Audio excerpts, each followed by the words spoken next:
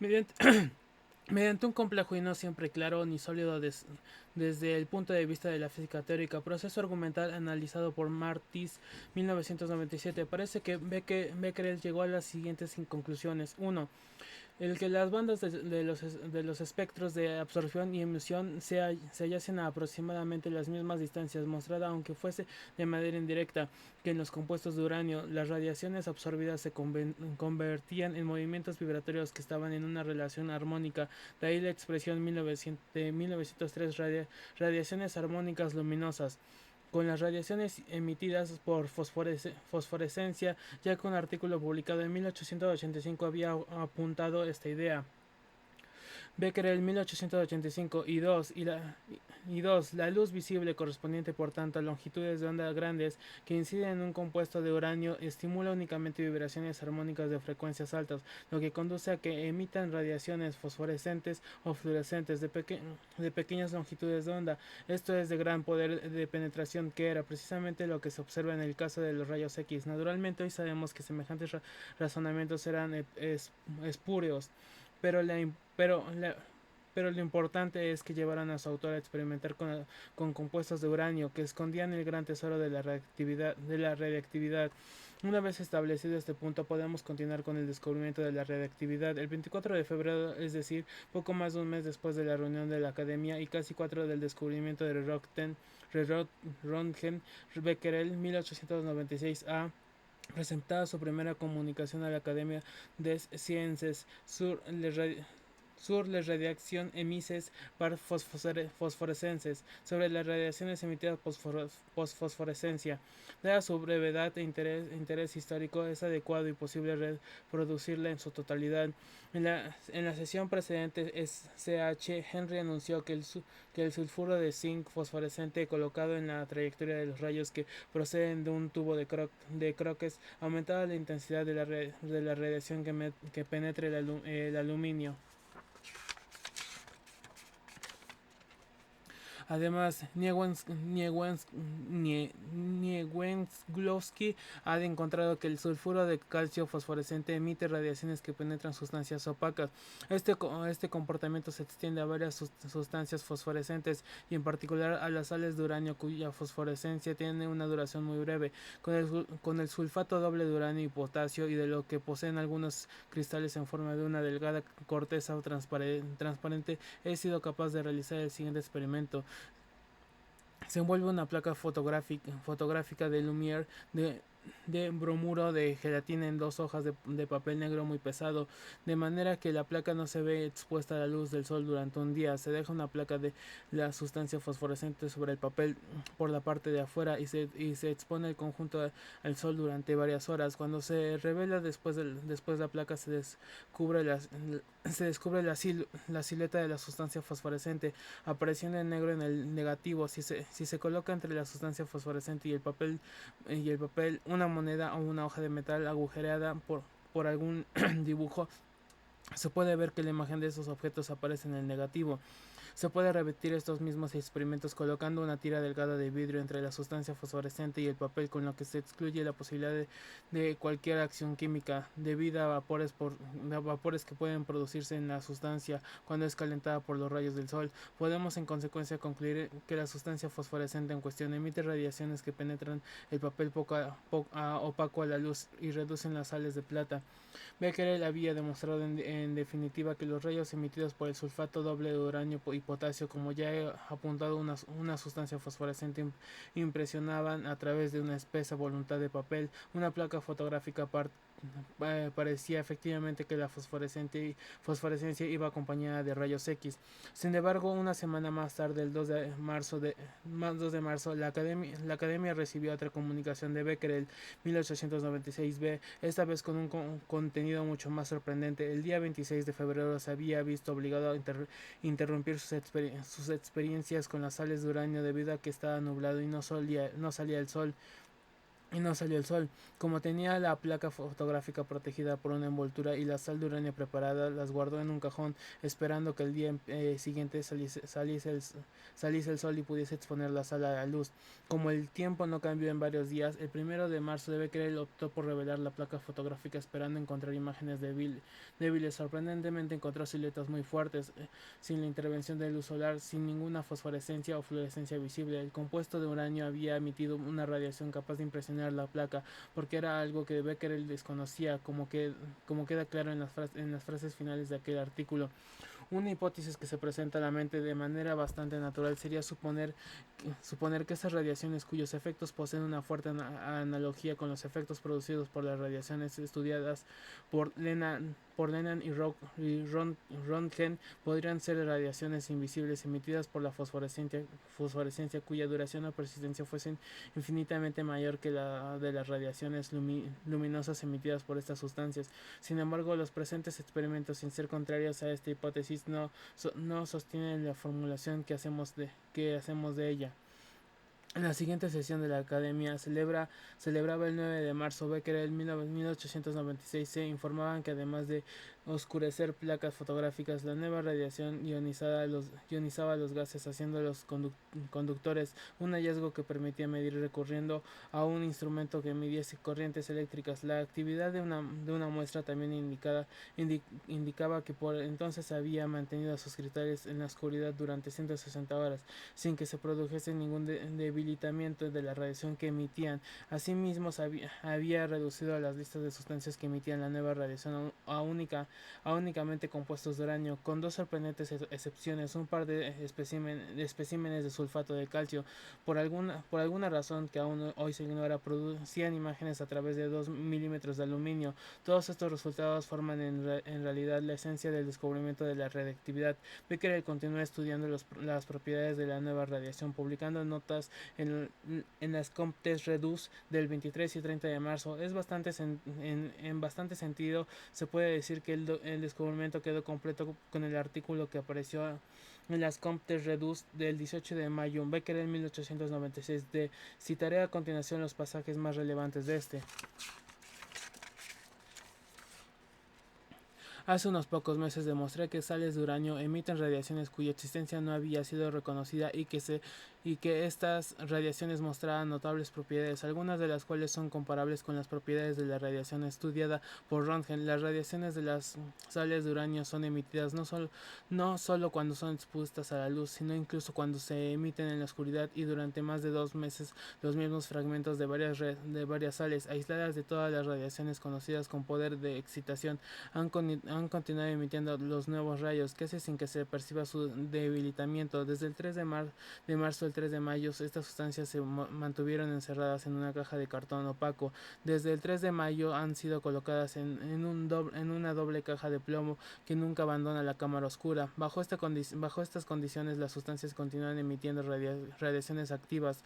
Todas las sales de uranio que he estudiado, ya sean fosforescentes o no con respecto a la luz, están cristalizadas, fundidas o en solución, han dado resultados comparables. Esto me ha conducido a pensar que el efecto es debido a la presencia de estas sales del elemento de uranio, y que el metal daría efectos más intensos que los compuestos.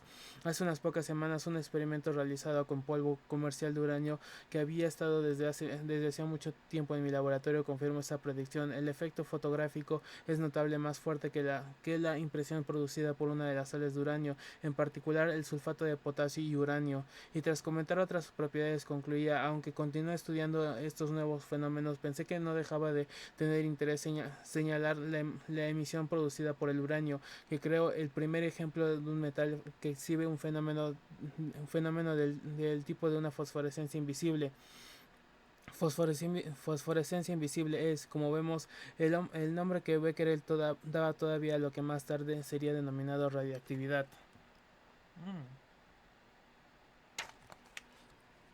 El descubrimiento de la radiactividad según Marie Curie. En la sección precedente he presentado el descubrimiento de la radiactividad, ateniéndome básicamente a los artículos publicados por Becquerel. Ahora bien, había cuenta de que la protagonista principal del presente libro es Marie Curie. Puede tener algún interés comprobar cuál fue su visión de aquel descubrimiento. Disponemos por ello de una buena fuente, el texto que publicó en 1910 sobre la radiactividad, del que me ocuparé en el próximo capítulo. Veamos lo que decía allí. Curie M 1910 120 121. La radiactividad es una nueva propiedad de la materia descubierta en 1896 por Henry Becquerel. He aquí la historia de este descubrimiento, cuya importancia para el desarrollo de la física moderna ha sido considerable. El origen de los trabajos de Becquerel se remonta a las investigaciones emprendidas a partir del descubrimiento de los rayos Röntgen sobre los efectos fotográficos de sustancias fosforescentes y fluorescentes. Los primeros tubos productores de rayos Röntgen eran tubos sin anticato metálico. La fuente de rayos Röntgen se encontraba sobre la pared de vidrio golpeada por los rayos catódicos. Al mismo tiempo, esta pared era vivamente fluorescente. Uno podía entonces preguntarse si la emisión de rayos Röntgen nos acompañaba necesariamente la producción de la fluorescencia, cualquiera que fuese la causa de esta última. Esta idea fue anunciada enseguida por M. Henry Poincaré, Rue Generale des Sciences, 30 de enero de 1896. Poco tiempo después, diversos experimentadores señalaron la posibilidad de obtener impresiones fotográficas a través de papel negro con la ayuda de sulfato de zinc fosforescente, de sulfato de calcio expuesto a la luz y de blenda hexagonal artificial fosforescente. Henry Complex Reduce me rindo, esto ni siquiera sé. TCXXII New Wensglows Neuwenglowski Complex Reduce TCXXII Trust Complex Medus TCXXII. Las experiencias que acababa de ser citadas no han podido ser reproducidas a pesar de los numerosos intentos realizados con este fin. No se puede, por tanto, considerar en modo alguno como probado que el sulfato de zinc y el sulfato de calcio sean capaces de emitir bajo la acción de la luz radiaciones invisibles que atraviesen el papel negro y actúan sobre placas fotográficas. H. Becquerel ha realizado experimentos análogos sobre sales de uranio, algunos de los cuales son fluorescentes. Becquerel Complex Reduce 1896 obtuvo impresiones fotográficas a través del papel negro con el sulfato doble de uranio y de potasio. Becquerel creyó entonces que esta sal, que es fluorescente, se comporta como el sulfuro de zinc y el sulfuro de calcio, pero la continuación de los experimentos mostró que el fenómeno observado no estaba relacionado en absoluto con la fluorescencia. No es necesario que se ilumine la sal. Además, el uranio y todos los componentes fluorescentes o no actúan de la misma manera, y el uranio metálico es más activo. Becquerel encontró enseguida que los compuestos de uranio colocados en completa oscuridad y continúan presionando las placas fotográficas del papel negro durante años. Becquerel admite que el uranio y sus compuestos emiten rayos particulares, rayos uránicos. Probó que estos rayos pueden atravesar pantallas metálicas delgadas y que descargan los cuerpos electrizados. Realizó asimismo experimentos de los cuales concluyó que los rayos uránicos sufren refracción y polarización. Trabajos de otros físicos, Elster, Geitel, Lord Kelvin, Schmidt, Rutherford, Beatty y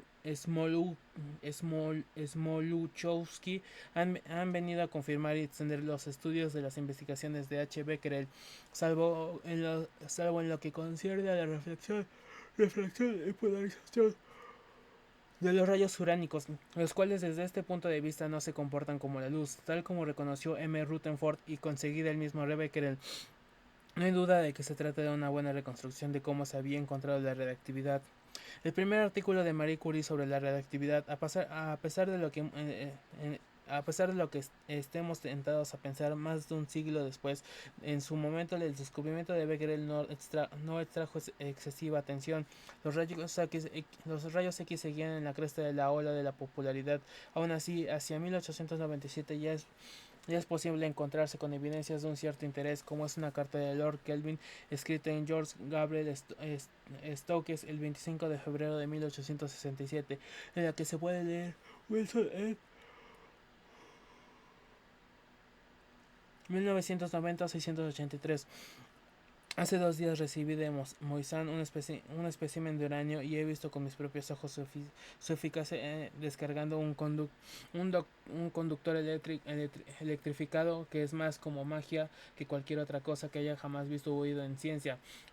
Ferdinand Frederick Henry Moissan, 1857-1907, Premio Nobel de Química en 1906, que aparece mencionado aquí. Había trabajado desde 1872 y como aprendiz de farmacia en los laboratorios de Edmond Fremy y de Pierre Paul de, de Geraint en nuestro ya viejo conocido, el Musée d'Histoire Naturelle de París, en donde acaso se familiarizó con los compuestos de uranio, consciente de que necesitaba una educación más rigurosa. Siguió también estudios universitarios que le condujeron a obtener en 1880 el título de Doctor de Sciences Physiques por la Facultad de Ciencias parisina. Entre 1879 y 1900 sirvió en la École Supérieure de Farmacia primero hasta 1883 como maître de conferencias y jefe de trabajos prácticos. Después hasta 1886 como agregado y finalmente como catedrático de toxicología. En 1900 sucedió a Joseph Trust, 1825-1911, a quien Marie Curie mencionaba en la cita utilizada sobre el descubrimiento de la radioactividad. En la Catedral de Química Inorgánica de la Facultad de Ciencias, Moissan había obtenido muestras particularmente puras de uranio metálico. Aparece, por ejemplo, citada en el artículo de Becker en 1896 del 18 de mayo. Antes de publicar este resultado, quería esperar hasta que nuestro colega M. Moissan, cuyas bellas investigaciones sobre el uranio se publican hoy, ver Moissan 1896, pudiese poner a mi disposición algunos de los productos que habían preparado. Como ya vimos en el capítulo 1, la atención de Marie Curie, que buscaba un tema para su tesis doctoral, fue atraída también a la postre con mucha más intensidad que en cualquier otra persona entonces, por los interesantes experimentos de Henry Becquerel sobre las sales del raro metal uranio. Curie, M. 1963, B. 89.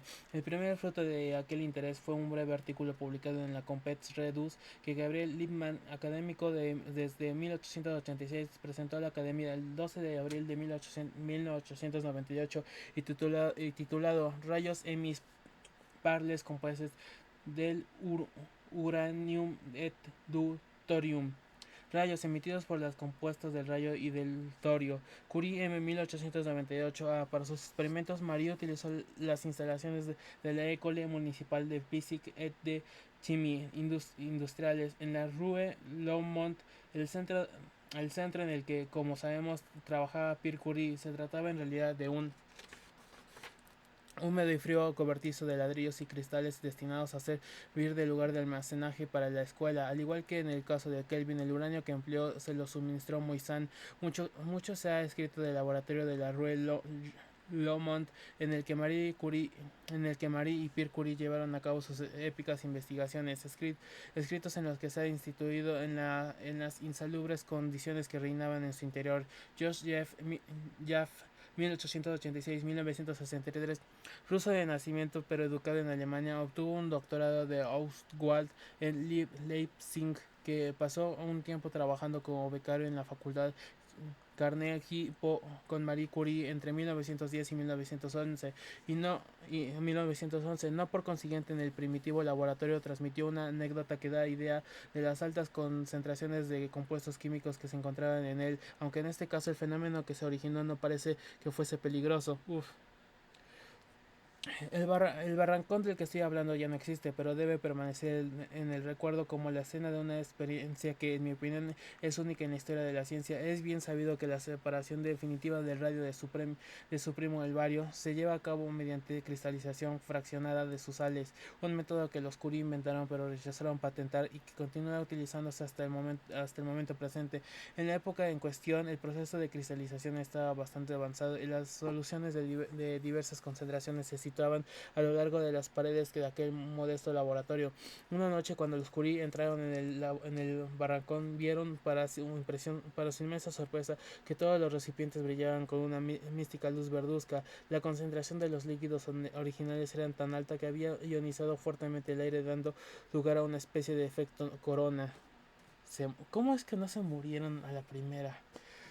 Lo que hizo Marie en aquellas sus primeras investigaciones en el campo de la radioactividad fue, por un lado, estudiar la conductibilidad del aire bajo la influencia de la radiación emitida por el uranio, descubierta por Becquerel, y, por otra parte, buscar sin existencia otras sustancias aparte de los compuestos del uranio que convirtiesen el aire en conductor de la electricidad. El procedimiento experimental era en principio sencillo. Colocaban el material a estudiar sobre una placa metálica frente a la que se encontraba otra placa también de metal, que hacía las veces de condensador, todo dentro de un tubo de aire enrarecido. Utilizaba entonces el electrómetro de cuarzo piezoeléctrico, desarrollado como vimos en el capítulo 1 por su esposo, para comprobar si pasaba alguna corriente eléctrica por el aire contenido entre las placas. Cuanta mayor fuese la intensidad de esa corriente, mayor la actividad, es decir, la potencia radiactiva de la sustancia. De esta manera, Marie examinó un gran número de metales, sales, óxidos y minerales. Los, resul- los resultados que obtuvo indicaban que Curie M 1898 a Curie I ED 1954-44. 1. Todos los compuestos de uranio son activos y lo son en general tanto más cuanto más uranio contienen. Y 2. Los compuestos de torio son muy activos. El óxido de torio incluso sobrepasa en actividad el uranio metálico. El el niobio número atómico 41, serio 58 y tantalo 73 también parecían ser ligeramente radiactivos, pero sin duda los más activos eran el uranio 92 y el torio 90, que son los que poseen los mayores pesos atómicos. En sus experimentos, Marie se había encontrado con una sustancia especialmente llamativa. De los minerales que se han mostrado activos, todos contienen elementos activos, dos minerales de uranio, la pech blenda, óxido de uranio, y la calcolita, fosfato de cobre y de uranio. Son muchos más activos que el propio uranio. Este hecho es muy sorprendente e induce a creer que estos minerales pueden contener un elemento mucho más activo que el uranio. Pronto comprobarían que la suposición era correcta. No podía evitar Marie Curie plantearse la última sección de su artículo, cuál podía ser la naturaleza de la radiación de Becquerel, y es interesante citar sus comentarios porque nos muestra cuán lejos se estaban todavía de comprender qué era la radioactividad. Analogía con los rayos secundarios de los rayos de Röntgen. Las propiedades de los rayos emitidos por el uranio y el torio son muy análogas a las de los rayos secundarios y de los rayos de Röntgen, estudiadas recientemente por M. Sagnac. He constatado que bajo la acción de los rayos de Röntgen, el uranio, la pechenblenda y el óxido de torio emiten rayos secundarios que, desde el punto de vista de la descarga de cuerpos electrizados, en general producen más efecto que los rayos secundarios del plomo. Entre los metales estudiados por M. Sagnac, y el uranio y el torio vendrían a colocarse al lado y más allá del plomo. Para interpretar la radiación espontánea del uranio y del torio se podría imaginar que todo el espacio está atravesado constantemente por rayos análogos a los rayos de Röntgen, pero mucho más penetrantes y que no pueden ser absorbidos más que por ciertos elementos gran peso atómico como el uranio y el torio. Ger Gerhard Schmidt y el torio. Por lo dicho en la sección precedente, parecería que fue Marie Curie la primera en observar que el torio también poseía la misteriosa propiedad radiactiva del uranio. No fue, sin embargo, así sin que Marie tuviese noticia de ello. El físico químico Gerhard Nathaniel Schmidt, 1875-1949, se le había adelantado en semejante descubrimiento. Después de haberse doctorado en Basilea en 1891, Smith recibió en 1895 su Dossur en el instituto dirigido por el Reinhard Wiedemann. 1852-1928 en la Universidad de Erlangen, con quien colaboró en el estudio de la luminiscencia, fosforescencia y fenómenos fotoeléctricos. Fue allí durante un breve periodo de tiempo, desde finales de 1897 a comienzos de 1898, en que se apartó de sus intereses habituales, donde Schmidt llevó a cabo su contribución más famosa en la ciencia, el descubrimiento de la reactividad del torio. Al igual que Marie Curie, Schmidt 1898 AB realizó este hallazgo mientras examinaba muchos elementos y compuestos para ver si emitían rayos similares a los que Becquerel había detectado con el uranio y algunos de sus compuestos, y encontró uno, el torio, un elemento químico de símbolo TH que había sido descubierto en 1828 y 1829, después de un anuncio anterior de 1815 que resultó infundado por el célebre químico sueco John Jacob Berzelius 1779-1848, quien lo había batizado con un nombre que hacía honor a Thor, el dios escandinavo de la guerra, un elemento asimismo que no se encuentra libre en la naturaleza, sino que forma parte de diversos compuestos, óxidos, carbonatos, fosfatos y silicatos. Después de estudiar algunas de las propiedades: absorción, ionización, refracción y polarización de la radiación del torio, Schmidt concluyó erróneamente que era muy parecida a los rayos X. Fue su única aportación al estudio de la reactividad. En cuanto a su carrera posterior, en 1900 fue nombrado profesor ordinario, este es catedrático, en la Forsaken Academia en Ederswald, que pronto abandonó para regresar en 1901 como extraordinario en Erlangen. En 1904 pasó a Königsberg como catedrático y director del Instituto de Física. Por último, en 1908 aceptó la cátedra que había ocupado en el pasado Wilhelm Hittorf en Múnich, puesto que ocupó hasta su jubilación en 1935. El descubrimiento del polonio. Nos habíamos quedado viendo cómo Marie encontraba que la reactividad de Becquerel no solo se hallaba en compuestos de uranio, sino también en otros de torio, y que estudiando los detalles de los rayos emitidos por los compuestos de uranio y torio, descubrió un hecho extremadamente interesante: que la pitchblenda y la calcolita eran mucho más activos que el propio uranio, circunstancias que la llevó a pensar que esos minerales podían contener un elemento mucho más activo que el uranio. De lo que se trataba era de intentar aislar él o los elementos que creía haber detectado indirectamente en esos minerales, pero la tarea que se vislumbraba parecía demasiado exigente para ella sola, así que solicitó la ayuda de su marido, un maestro consumado además en el manejo del electrómetro piezoeléctrico. Como al principio no conocían ninguna de las propiedades de la sustancia que buscaban, únicamente que emitía radiación, se tuvieron que basar sobre todo, como ya señalé, en las consecuencias de esa radiación, tarea para la que era imprescindible el electrómetro.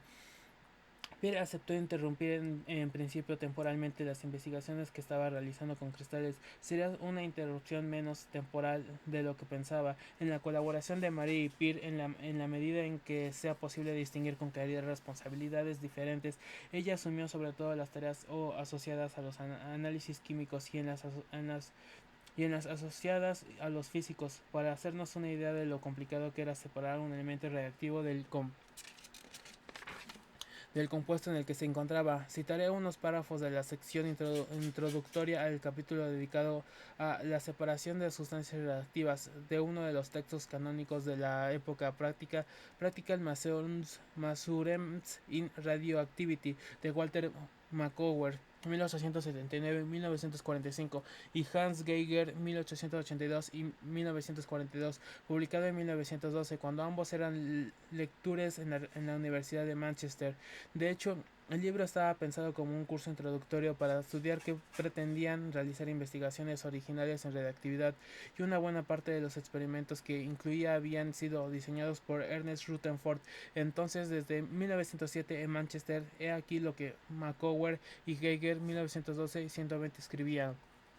Todos generales de separación. Ya se ha señalado que cuerpos radiactivos pueden ser separados entre sí, a veces por el método del retroceso. Este método se basa en el hecho de que cuando se produce una transformación radiactiva que involucra la emisión de una partícula el átomo del que ésta escapa sufre un retroceso, abandonando la superficie en la que había depositado el producto radiactivo, con lo que se separa de la sustancia madre. El método es muy conveniente para obtener grandes cantidades de radio B, actinio D y torio D, en estado de gran pureza, pero el método se aplica únicamente a un número limitado de casos y con frecuencia se tiene que emplear otros métodos de separación. En algunas situaciones es posible aislar productos por destilación, ya que las temperaturas de voltal, vo- vo- volatili- vo- volatilización de miembros diferentes de series radiactivas y no son iguales, pero el método, aunque aplicable a veces, se complica por el hecho de que el punto de volatilización de un producto depende de la naturaleza de superficie sobre la que está depositado el material. Otro método que puede utilizarse es el de la electrolisis, que ha sido desarrollado con detalle por von Heber. Sí, se pueden separar también sustancias reactivas precipitando el material que habitualmente se presenta en cantidades minúsculas en presencia de un elemento que se le parece en propiedades químicas. En estas circunstancias la materia reactiva es transportada con el precipitado y de esta manera separada. En lo que se refiere a fechas, el trabajo conjunto de manera sistemática de Marie y Pierre Curie parece que comenzó, según la estimación de Susan Quinn, 1995-148, hacia mediados de marzo de 1898. Esto quiere decir que, de hecho, la colaboración científica entre el matrimonio comenzó antes de que el primer artículo de Marie fuese presentado a la Academia de Ciencias. Lo fue, recordemos, el 12 de abril el que Marie publicase aquel artículo en solitario. Se debe entender también como consecuencia de su legítimo deseo de dejar constancia de su propia aportación original, un deseo compartido por Pierre.